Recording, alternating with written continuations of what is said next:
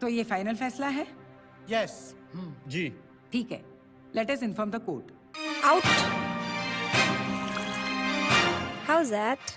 नहीं बोल सकते, ऑफ कोर्स पता है संविधान के बारे में, और जो जो लोग संविधान के लिए लड़ रहे हैं या उसके पीछे अपना वक्त दे रहे हैं, अपनी एनर्जी दे रहे हैं, डेफिनेटली मैं अप्रिशिएट करूँगी उन लोगों को कि वो संविधान के लिए इतना कुछ कर सकते हैं। हाँ, hi, my name is Jyoti Patel. Sorry, मैं हिंदी में शुरू करती हूँ। मेरा नाम ज्योति पटेल है और मैं एक एक्ट्रेस हूँ, बट एक्ट्रेस के पहले मैं एक हाउसवाइफ थी। और फिर जैसे I believe in destiny, so destiny ने मुझे इस इंडस्ट्री में आने का रास्ता दे दिया, मतलब रास्ता दिखाया, नॉट दे दिया, रास्ता दिखाया जहाँ मैं जाना चाहती थी। तो बस डेस्टिनी को जब लगा कि हाँ अभी ये इसका राइट टाइम है, तो उस राइट टाइम 2006 में मैंने मेरा ये करियर स्टार्ट किया। और मेरा सबसे पहला ब्रेक था जो वीडियोकॉन का ऐड था, जो शाहरुख और धोनी के साथ था। और उस ज़माने में कोई भी क्रिकेटर एड्स या फिल्म में नहीं आते थे, so that was the first aid जिसमें धोनी ने एज ए एक्टर काम किया था।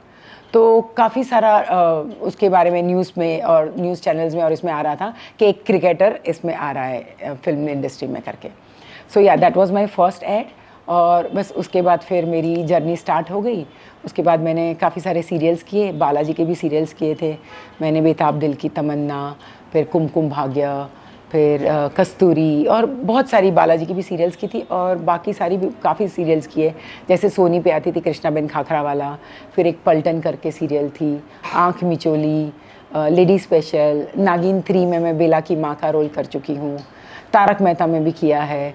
सो बहुत सारे, क्योंकि आज के दिन अगर गिनो तो 2006 से अब तक ऑलमोस्ट 17 ईयर्स हो गए। तो 17 ईयर्स में मैंने काफ़ी सारा काम किया है। एंड मैं ये चीज़ इसलिए करती हूँ कि इट्स माय पैशन, मुझे बहुत अच्छा लगता है और मैं कितना भी करूँ मैं थकती नहीं हूँ जब मैं शूट पे होती हूँ। तो या ये चीज़ आपकी तभी होती है जब भी आपके अंदर वो पैशन हो। अगर आपको पैशन है उस चीज़ के लिए, आपको कभी थकान महसूस नहीं होगी। अगर आपकी ज़रूरियात है या आप उसको थोड़ा सा कम दिल से कर रहे हो तो आपको थकान लगती है, बट मुझे नहीं लगती है। मैंने 36 घंटे भी शूट किया है। 9 to 9 एक सीरियल कर रही थी, कृष्णा बिन खाखरा वाला। फिर मेरा एक डीडी का सीरियल चल रहा था जिसमें विद्या सिन्हा जी थी, तो उनके डेट्स के थोड़े प्रॉब्लम आ रहे थे। तो फिर रात की 9 to 9 मॉर्निंग 9 मैं विद्या सिन्हा जी के साथ करती थी, फिर वापस मेरी कृष्णा बिन में आती थी। तो लाइक 36 घंटे बहुत बार ऐसे हुआ है, किया है मैंने।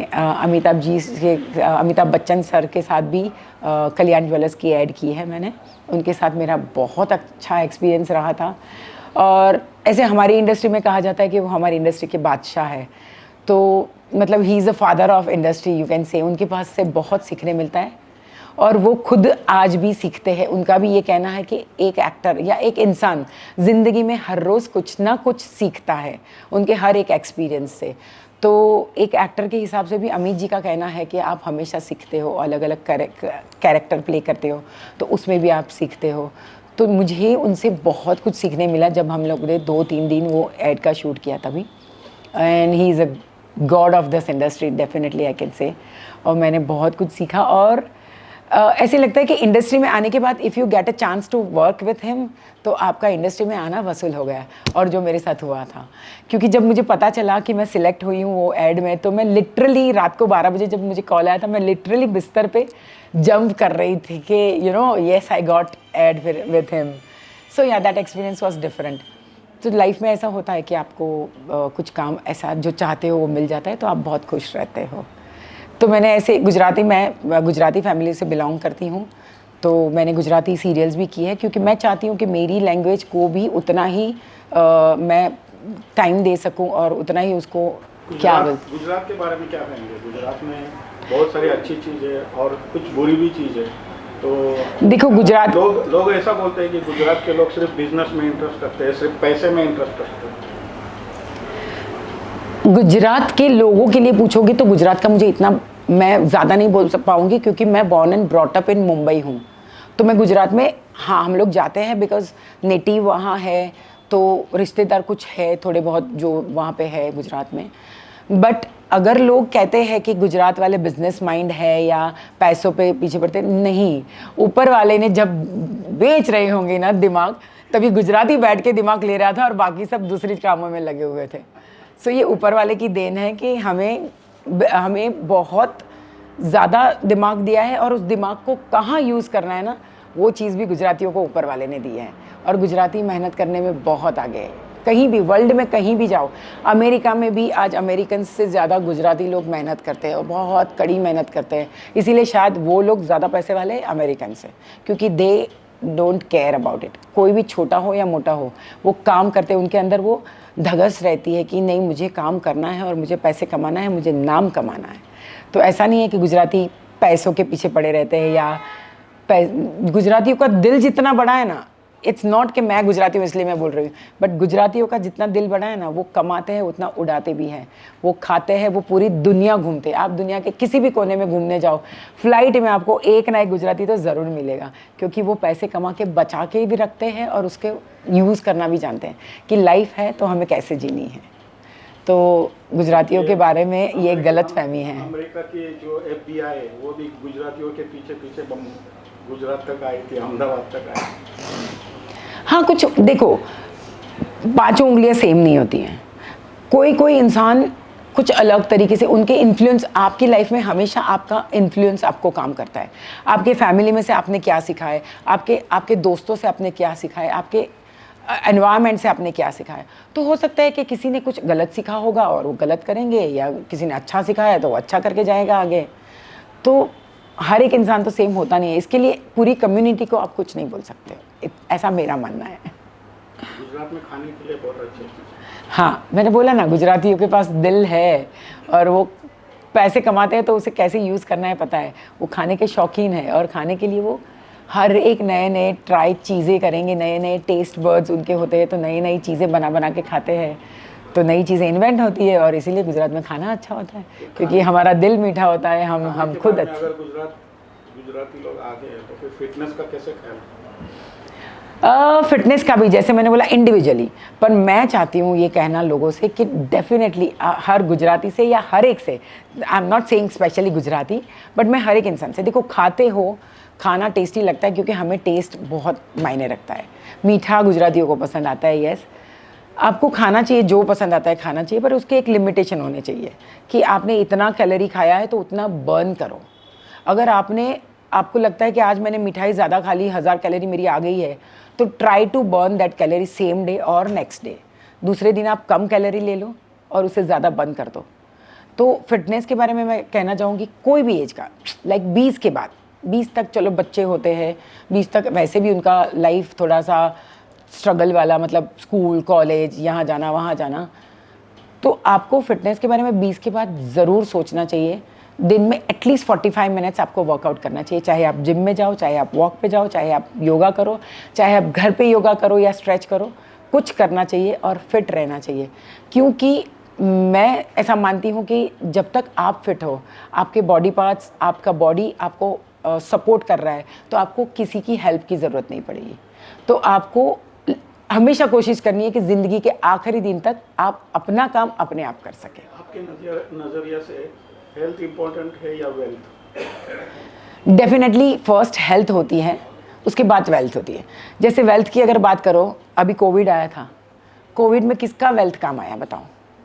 किसी का नहीं आया।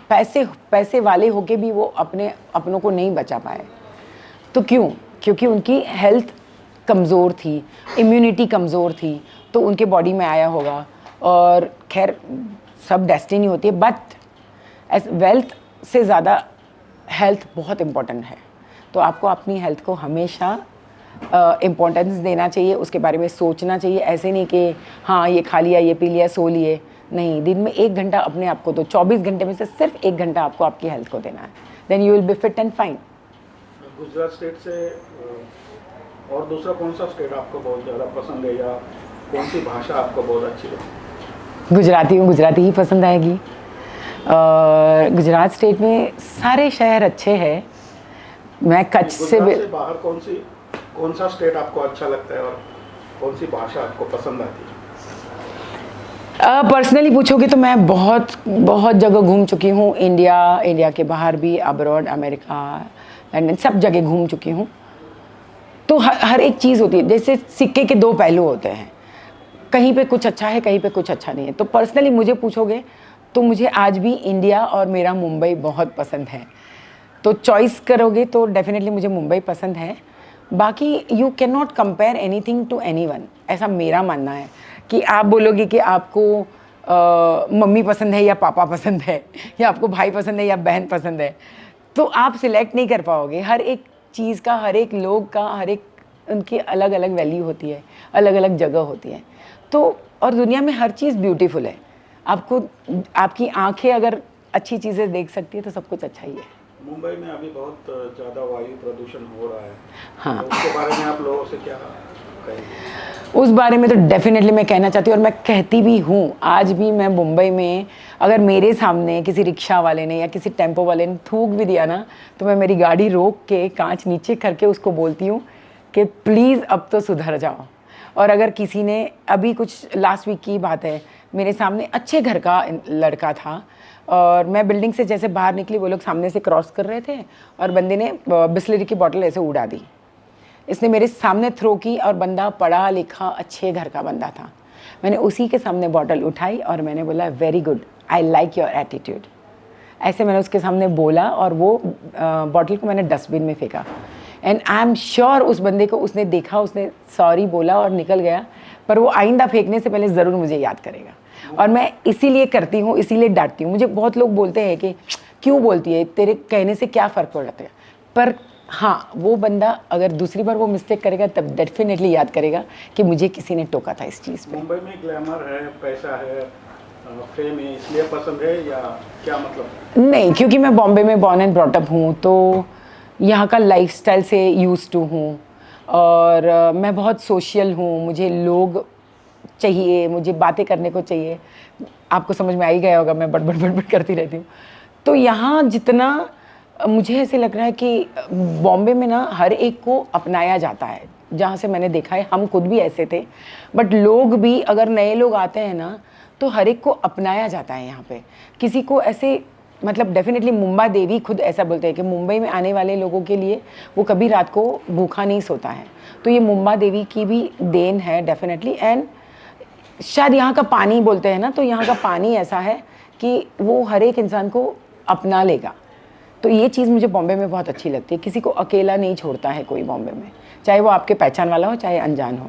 लाइफ का क्या गोल है आपकी? मेरी लाइफ का गोल ऑलमोस्ट तो लाइफ निकल चुकी है और बहुत अच्छी गई है, ऊपर वाले की दुआ से। जय गुरु जी, शुक्राना।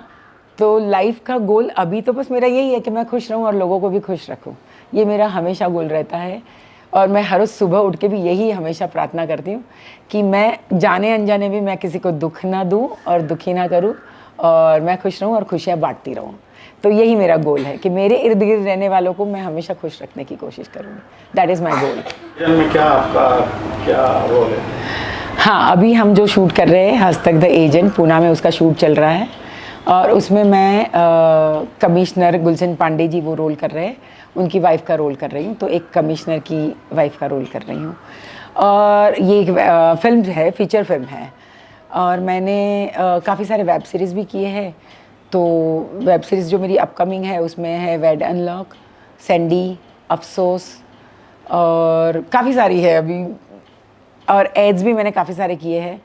तो मैंने विराट कोहली जी के साथ भी एक ऐड की थी वीवो मोबाइल की, वो भी आने वाली है।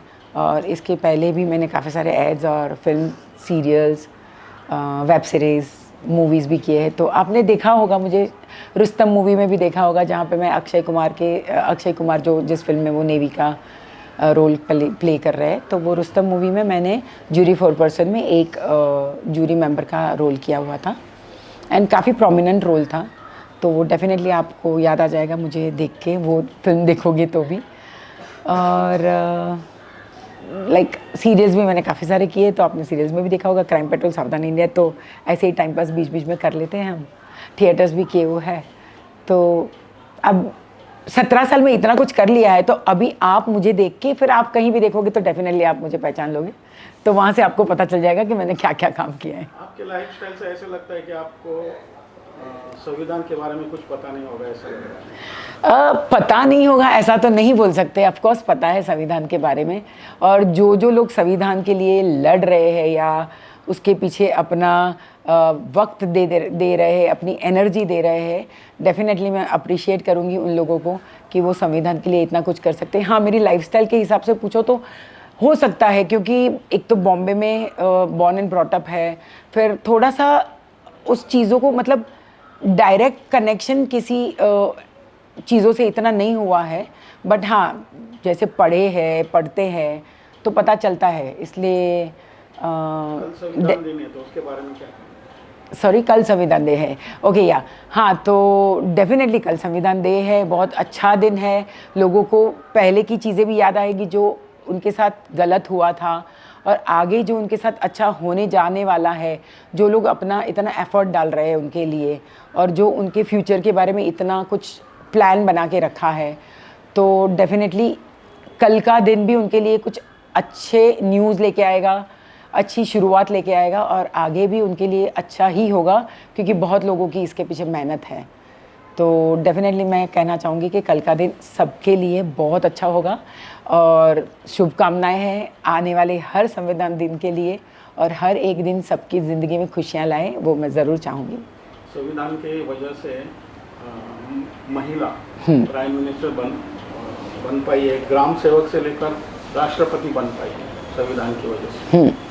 जो संविधान ने अधिकार दिया उसी के वजह से वो IAS अफसर बन पाई है, सरकारी नौकरियां कर रही है, हर एक क्षेत्र में आगे बढ़ रही है। क्या कहेंगे संविधान के बारे में? मैंने अभी आपको कहा ना कि जो संविधान को सपोर्ट कर रहे हैं वो इतनी मेहनत कर रहे हैं, आगे हर स्त्री को आगे बढ़ाने के लिए इतना एफर्ट्स डाल रहे हैं, तो वो बहुत अच्छी बात है कि उन्होंने इतने एफर्ट्स डाले। डेफिनेटली वो फीमेल्स में भी उतनी ताकत है, उनकी इतनी धगस है, उनका इतना पैशन है कि वो चीज़ करना चाहते हैं, और उस चीज़ को संविधान के ओर से उन्हें सपोर्ट मिला है, तो वो उस मुकाम तक पहुंच सकी है। तो डेफिनेटली अगर ऐसे उनको सपोर्ट मिलता रहा तो बहुत सारी फीमेल्स ऐसी हैं जो आगे बढ़ना चाहती है, उनके भी फ्यूचर प्लान्स हैं, और उस प्लान्स को सपोर्ट करने के लिए संविधान के कार्यकर्ता और संविधान के सपोर्टर्स उनके सपोर्ट करके उनको आगे ले आ रहे हैं। तो बहुत अच्छी बात है, एक स्त्री के लिए ये बहुत प्राउड की बात है। ये सारे महिला से क्या आप अपील करेंगे?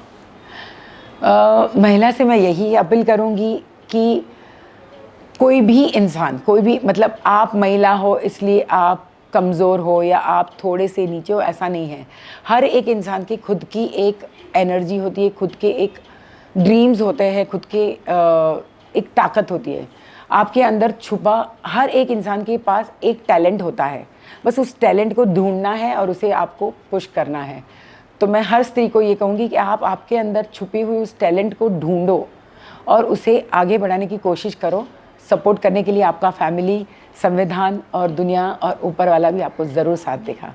तो प्लीज़ आप अपने मन की बातों को या अपनी इच्छाओं को, या आप कुछ करना चाहते हो लाइफ में, तो उसे दबा के मत रखो, उसे बाहर निकालो और आगे बढ़ो।